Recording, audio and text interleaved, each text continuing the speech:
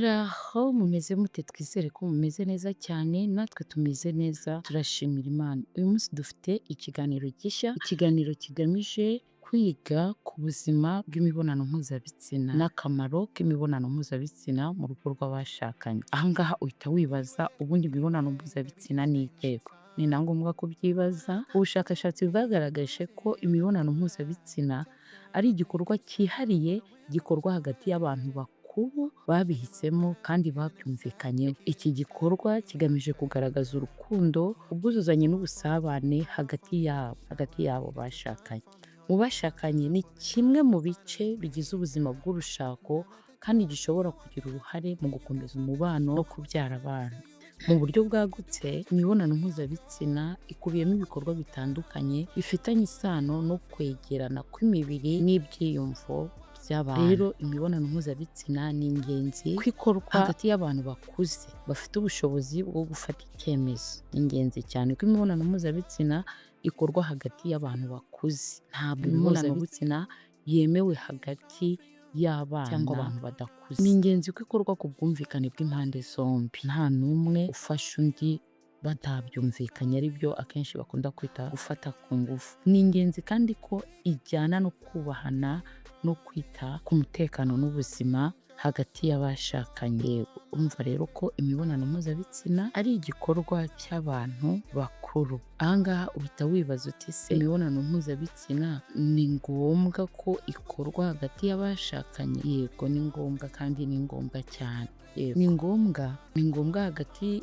y'abashakanye ko imibonano mpuzabitsina ikorwa kuko ni kimwe mu bintu by'ingenzi mu rugo rw'abashakanye. Ariko ntabwo twavuga ko ari cyo cyonyine cyubaka urugo rwiza. Urugo rwiza nk'uko twabivuze rwubakwa n'urukundo, kubahana, kuvugana neza, kwizerana n'imibonano mpuzabitsina myiza ikozwe neza hagati y'abashakanye. Yego. Rero tumaze kubona ko ari igikorwa cy'ingenzi, ni igisubizo nyine ni yego, imibonano mpuzabitsina ni ngombwa hagati y'abashakanye. Kuko imibonano mpuzabitsina ifasha gukomeza urukundo n'ubusabane hagati y'umugabo n'umugore. Icyo ni ikintu cya mbere imibonano mpuzabitsina ifasha.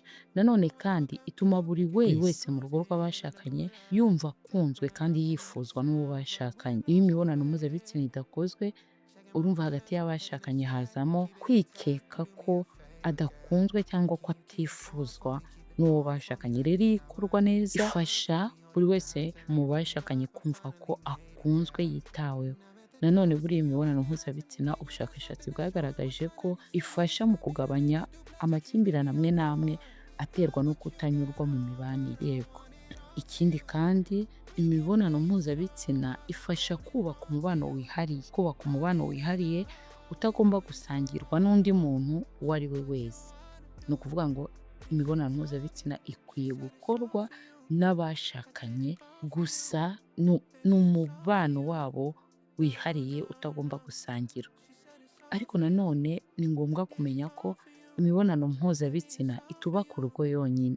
Oya, ntabwo yubaka urugo yonyine nk'uko twabivuze, kuko hari igihe ingo zisenyuka kandi n'iyo mibonano mpuzabitsina ihari kandi myinshi, ariko kubera ko habuze kubahana, habuze kwizerana, n'ubundi ingo zigasenyuka.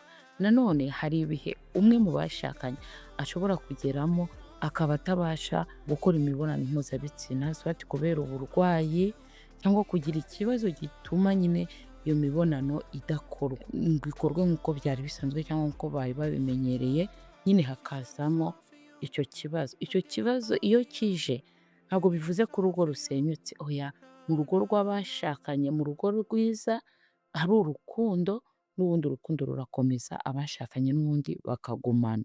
Aha ngaha abantu bahita bibaza ngo ese imibonano mpuzabitsina irigwa? Abantu baribaza, hari ahantu bigisha imibonano mpuzabitsina? Yego, imibonano mpuzabitsina irigwa. Nk'uko abantu biga gutwara imodoka, gukora umwuga runaka, n'abashakanye bakeneye kwiga ibijyanye n'ubuzima bw'imibonano mpuzabitsina, kuko nta muntu uvuka azi ibintu byose bijyanye n'ubuzima bw'imibonano mpuzabitsina, ntawe. Ahubwo abantu bakeneye kwiga bimwe mu byo abantu bakeneye kwiga bijyanye n'imibonano mpuzabitsina. Bakwiye kwiga ko baganira ku byifuzo byabo mu bijyanye n'ubuzima bw'imibonano mpuzabitsina. Bakeneye nanone kwiga uko bubahana mu gihe cy'imibonano mpuzabitsina. Nanone kandi bakeneye kwiga uko bamenya ibyo uwo bashakanye akunda cyangwa atishimira mu bijyanye n'ubwo buzima bw'imibonano mpuzabitsina. Hari ibintu byinshi abantu bakeneye kwiga. Reka tuvuge ibi bine, icya kane tuvuge ngo abantu bakeneye kwiga uko bakemura ibibazo bishobora kuvuka mu buzima bw'imibonano mpuzabitsina. Ni lisite ndende y'ibintu abantu bakeneye kwiga. Reka uyu munsi tube tugarukiye kuri ibi bine, ariko nyine twumve ko ubuzima bw'imibonano mpuzabitsina burigwa. Hari ibitabo abashakashatsi bagiye bandika bijyanye n'ubuzima bw'imibonano mpuzabitsina, tuzagenda tubyiga buhoro buhoro. Uyu munsi reka tugarukirizaho urutonde rwacu rw'ibyo abantu bakwiye kwiga, ariko nanone buri wese akwiye kumenya ko imibonano mpuzabitsina irigwa. Gusa ikintu cy'ingenzi kurusha ibindi ni uko imibonano mpuzabitsina myiza yubakira ku rukundo, ku bwumvikane, kubahana ndetse no kwitwararika amarangamutima ya mugenzi wawe. Abantu benshi bibwira ko umuntu ahita amenya byose iyo amaze gushaka, nyamara abashakanye benshi bagenda bigana kugira ngo abashe kumenya mugenzi we neza. Bagenda bigana uko imyaka igenda ishira babana.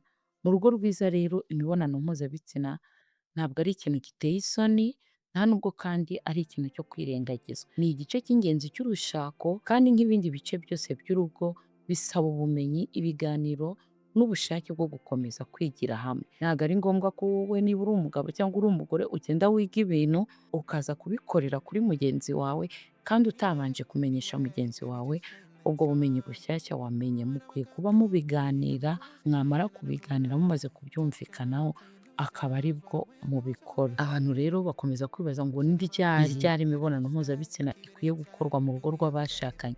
Ese hari igihe cyangwa inshuro zateganyijwe? Ikibazo hari umuntu waba akibaza mu badukurikiye, ariko mu by'ukuri nta tegeko rusange rigena igihe nyacyo cyangwa umubare ntarengwa w'inshuro imibonano mpuzabitsina igomba gukorwa mu rugo rw'abashakanye. Biterwa n'abashakanye ubwabo, imyaka yabo, ubuzima bafite, akazi bakora, ubuzima bw'umubiri n'amarangamutima yabo. Bivuga rero ngo nta formule, ntabwo bisa mu ngo. Iyo ugiye kwiga ngo ibya bagenzi bawe deja uba wamaze kubyica. Icy'ingenzi si umubare w'inshuro, ahubwo ni uko bombi babyumva kandi babyemera. Ni uko bombi banyuzwe n'umubano bafitanye, ntawuhatira cyangwa wumva yirengagijwe mu bandi. Kwibaza rero ngo ni ryari imibonano ikwiye gukorwa, igisubizo twavuga ngo ni igihe abashakanye bombi babyifuza, hari ituze n'ubwumvikane hagati yabo, umwe atari mu burwayi cyangwa mu mimerere itamworoheye, hari kubahana no kwitwararika mugenzi wawe. Yego, nicyo gihe nta kindi. Hari abashakanye bashobora kuyikora kenshi, abandi gake, ariko ikigenderwaho ni ukumva ibyo buri wese akeneye muba mwaganiriye. Kubaza rero ko hari inshuro, nta hantu handitse ngo bagomba kubikora rimwe mu cyumweru cyangwa gatatu cyangwa karindwi cyangwa nta na hamwe. Iyo abantu batangiye kwigereranya bibaza ngo izindi ngo zibigenza gutya, bishobora kubatera ibibazo bidakenewe, ahubwo mwebwe murebe niba mwebwe mubikeneye. Ikibazo gikomeye si inshuro, oya, ahubwo ni ese hari urukundo hagati yacu? Ese twaganiriye ku cyo twifuza? Ese nta muntu wumva yirengagijwe hagati muri twe? Ese bombi banyuzwe n'uburyo umubano wabo umeze? N'ibyo bikwiye kwitabwaho, naho inshuro zo ntazo. Mu rugo rwiza ubundi imibonano mpuzabitsina iba uburyo bwo kugaragarizanya urukundo no kwegeranya. Si igikorwa cyo kuzuza umubare runaka cyangwa kubahiriza gahunda ihamye, ahubwo ni urukundo. Niba hari urukundo hagati yanyu, nta mpamvu n'imwe yo kubara inshuro. Umubiri ubwawo uba witeguye kumva no gukurikiza icyo mugenzi wawe yifuza. Aha hari ikibazo abantu bakunda kwibaza, baribaza ngo ese umugore uri mu mihango akora imibonano mpuzabitsina? Dukurikije ubushakashatsi Igisubizo ni yego. Mu rwego rw'ubuvuzi birashoboka ko umugore uri mu mihango yakora imibonano mpuzabitsina, niba we n'uwo bashakanye babyumvikanyeho kandi babyemera. Ariko hari ibintu bikwiye kwitabwaho.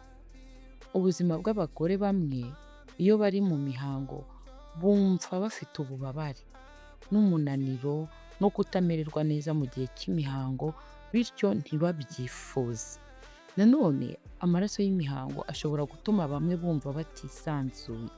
Kandi abantu bagomba kuzirikana ko hari ibyago bimwe byiyongera byo kwandura indwara zimwe na zimwe zifatira mu mibonano mpuzabitsina iyo umwe muri bo ayirwaye.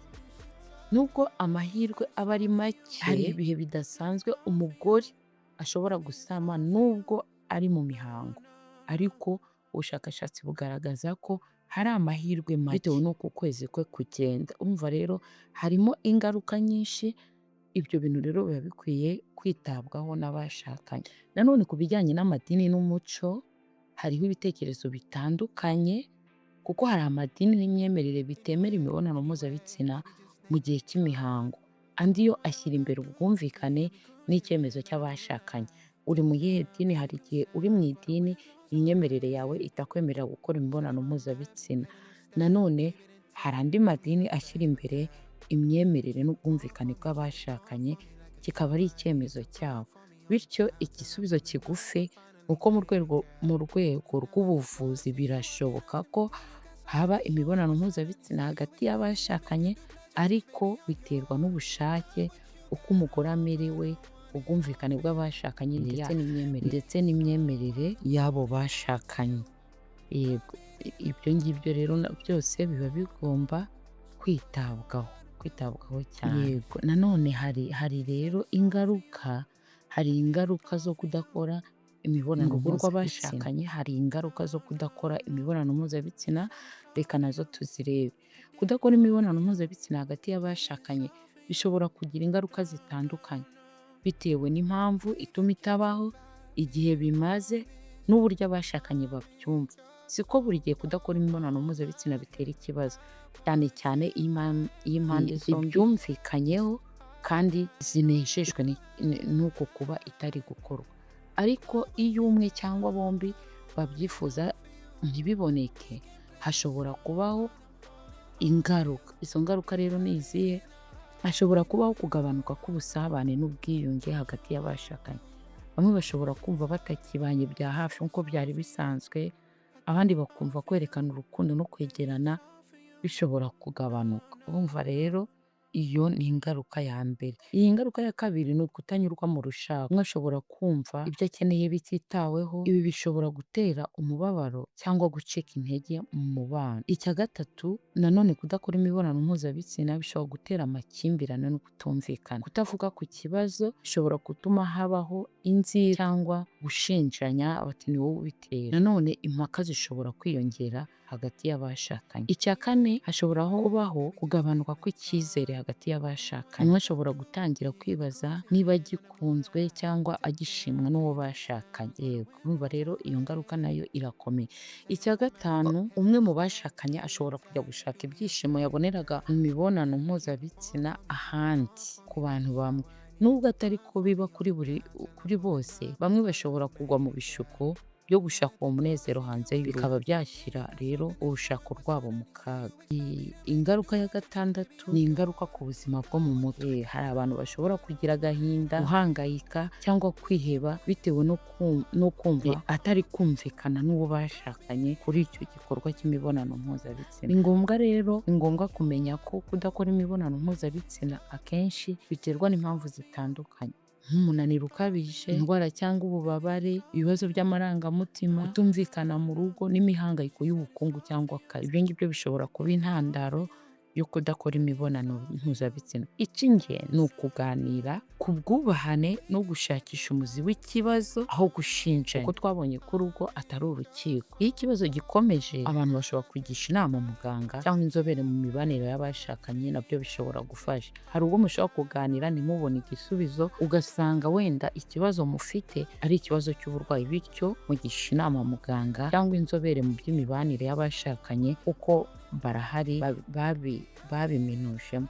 Ubushakashatsi bwinshi bugaragaza ko atari umubare w'inshuro bakora imibonano mpuzabitsina ugena ibyishimo by'urushako gusa, ahubwo ko urukundo, kubahana, kumvikana, kominikasiyo ari byo bifite uruhare runini mu gutuma urushako ruramba kandi runezeza abarurimo. Rero nk'uko twamaze kubivuga, imibonano mpuzabitsina ni ngombwa hagati y'abashakanye, ni ngombwa cyane, ariko nanone ukamenya ko icyiza ni ukubahana mu buzima. Ukubahana ni ubuzima bw'urukundo, abashakanye bakumvana, noneho imibonano mpuzabitsina ikajya yakorwa kandi igakorwa neza. Mwakoze cyane gukurikira ikiganiro cyabaye kirekire, ariko nanone twagombaga gusobanura ingingo zose twumva nibura kuri iki kiganiro cyibanze ku bijyanye n'imibonano mpuzabitsina abantu bibazaho, bakakibonera n'ibisubizo. Imana yacu ibandindire kandi ikomeze ibahe kumva neza no kubana mu rukundo, kugira ngo hatagira ikintu na kimwe gisenya ingo zacu, ahubwo ubake rwa rugo rwiza rudahoramo amakimbirane. Mwihangane mukore subscribe, mutange n'ikiganiro ku nshuti zacu, kugira ngo nanjye bikomeze kuntera umwete wo gushaka ibiganiro byo kudufasha kubaka urugo rwiza. Ndabakunda cyane. No, no, no. She said it's all for you. I did it all for you.